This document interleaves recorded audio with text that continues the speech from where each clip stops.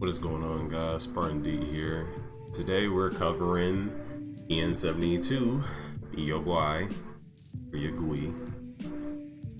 Probably Yogui. But she is the unit that is in the battle pass. So we just want to go over her skills and just, you know, cover her before I make a showcase on her, which should be releasing either I'd say either tonight following this video or the next day or so. I have a few other videos that are just like pretty backed up simply because, you know, the release of the new banners and the event kind of took precedent over that. It took priority rather. But here, you know, here's her default design.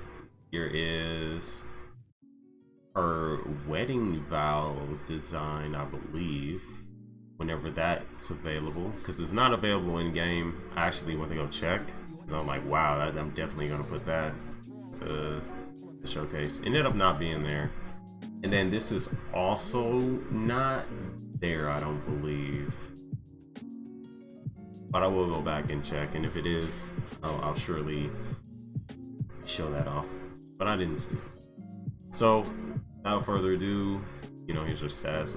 6 stars, you'll likely keep her at 5 stars and use her sequences. You'll have 10 left over to go into her talent tree. But we have our first skill, Death Dance, where she slashes her sword wildly, and it causes damage to all enemies within a radius in front of you, and it also makes them bleed for 10 seconds. And in this state, they lose attack, and they also lose. It seems to, what this seems to be is like their HP based off of her attack here, but the translation is a bit rough. It's also in game, so you can also just, you know, check that. But with a mech, it's going to, you know, do the same thing. It's gonna bleed. Oh, welcome back, my love. Thank you, King. You're welcome, Queen. So it's gonna bleed for the next, 10 seconds. Same thing, but while they're in a bleeding state, they are also unable to move for the next 10 seconds. So same effect. Just with a mech, you're able to immobilize them for the next 10 seconds, which is a long time. So she has some use there. But with her second skill, when the enemy is in a debuff state that she attacks, the chances she increases her crit rate by 50% if the enemy is in a debuff state and she attacks them. Which is good because it helps with the rest of her kit, which is, you know, sort of centered around that.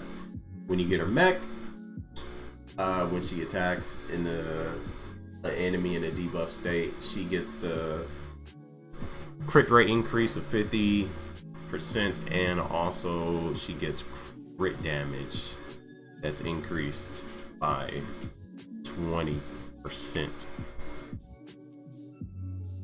So that's pretty good to have 20% additional crit damage there. Now, her third skill, Fanaticism, when PN72 attacks an enemy with, and it crits, there's a 20% chance that the damage will increase by 40% for the next 10 seconds. It cannot be canceled, and it cannot be refreshed. But when she has her mech, what ends up happening when she attacks the enemy with that as a crit, there's a 20% chance that you ignore the enemy's defense for the next 10 seconds and also increase your your crit damage by 50%, which is pretty huge. You're gonna want to make sure that her crit is as high as it can possibly be. So crit damage, a bit of accuracy because she attacks so slow, so you want to make sure all of those count. So you really want to have accuracy on her, and then damage from there. That's about how you would want to build her. So crit rate, crit damage, accuracy, and then, you know, additional damage, likely in that order. But here's our fourth skill, Tortured.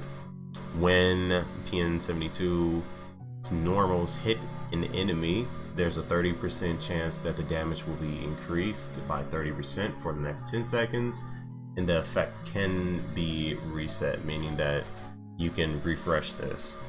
And when you get a mech, instead of that, there's a 30% chance that you'll do double the damage to the enemy. So already she's got quite a bit of damage in her kit, but her weapon multiplier is at 58%, and it's attacking like a little bit faster, just barely faster than once a second.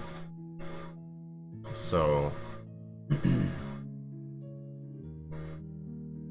yeah, she's definitely interesting. She's definitely interesting. Very interested in the swimsuit and really this right here. She seems to be pretty good, but let me know what you all think about PN72.